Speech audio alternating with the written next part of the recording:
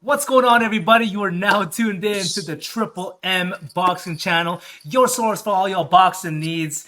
And like I've been saying the past few episodes, man, we are blessed with amazing fights every single weekend. And this Saturday, August 17th, in good old Canada, not British Nope, Columbia. nope, nope. Nope, nope, Yep, nope. On the east side, yep, in the Quebecois area. I think it's yep. Montreal. No, it's it's No, it's it's in Quebec City. it's Quebec City. Yep. We got our boy Christian Mbilli defending his strap against Sergiy Derevyanchenko.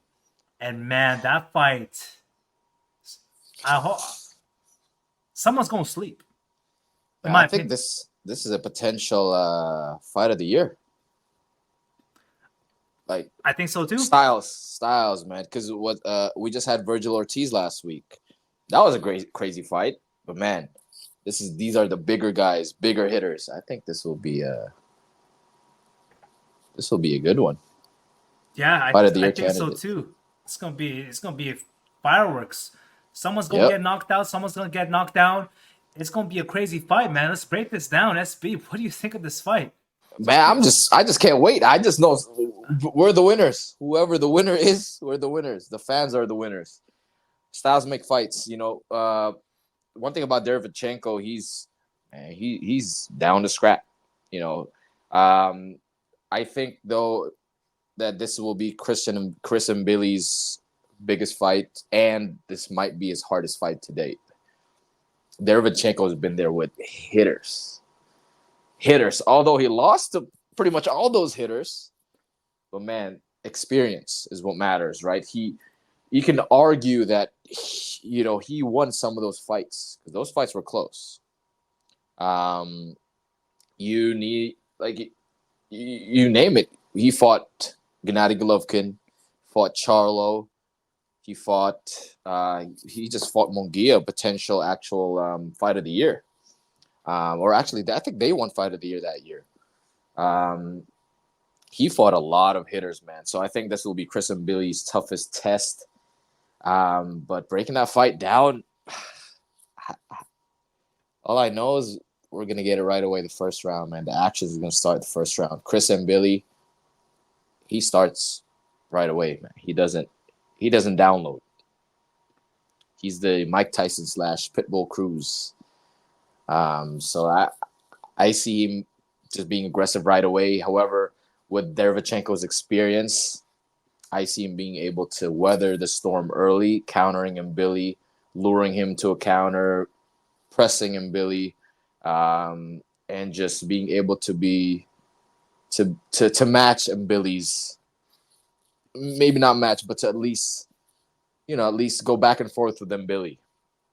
But at the end of the day, I feel like Mbilli's size, strength, physical ability, gas tank will be a little too much, and I see him actually stopping Derevyanchenko towards the later rounds.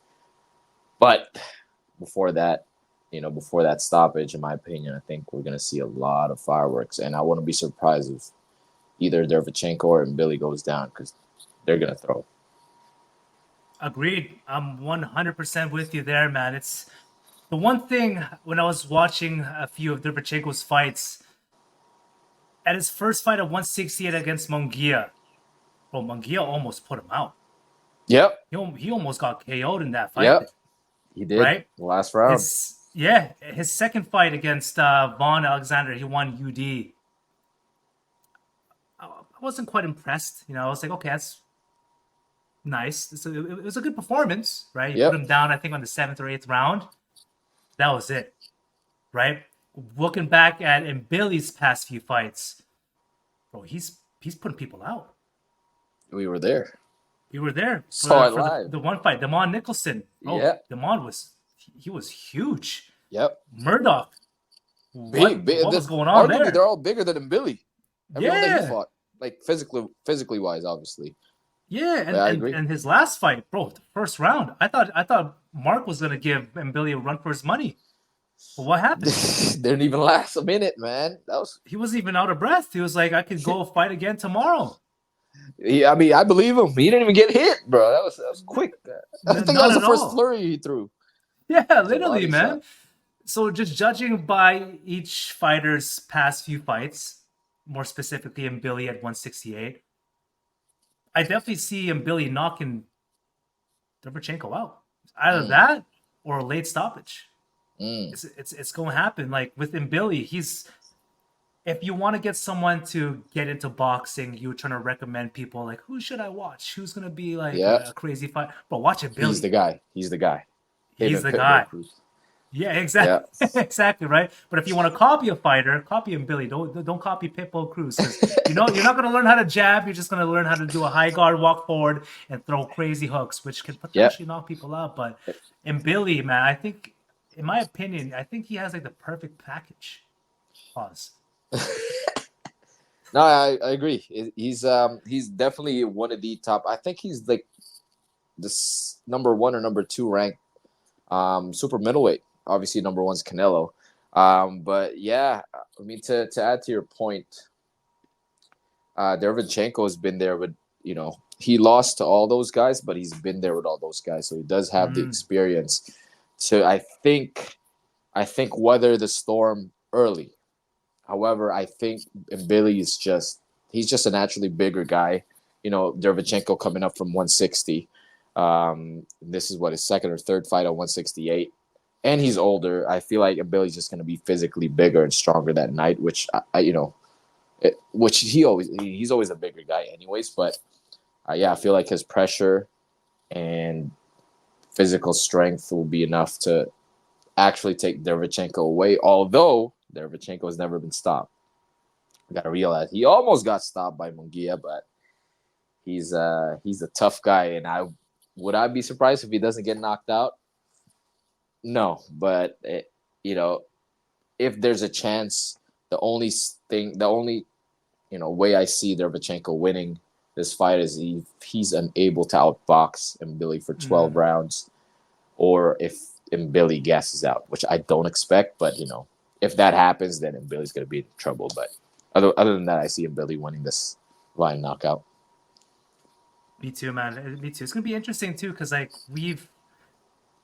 actually no, we've seen Billy go the full 10 a few times, right? But on a high paced fight like this, because Derevchenko is gonna be a come forward fighter as Oh well. yeah, yeah. He's I think Billy's style it's he has a gas tank, but I think his style is built for you to actually run out of gas. He right away, oh bro, the way he punches, it's not he does he. It's like he gives 100%. You know what I mean? Like he gives all his power to actually throw that punch. You can see the way he punches. He reaches sometimes. He overextends sometimes because he's putting he's strong. He's too strong that when he put punches and he misses, he's all over the place. So I think his style is not made to last for that long.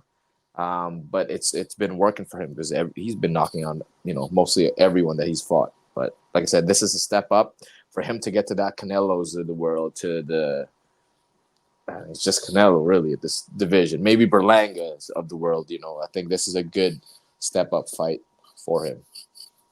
I agree. Yeah, just bumping up the competition, just fight Yep. by fight. And now that he's the top rank with Yeah. Eye the Tiger, Yep. man, I think they're in good the hands. possibilities are endless.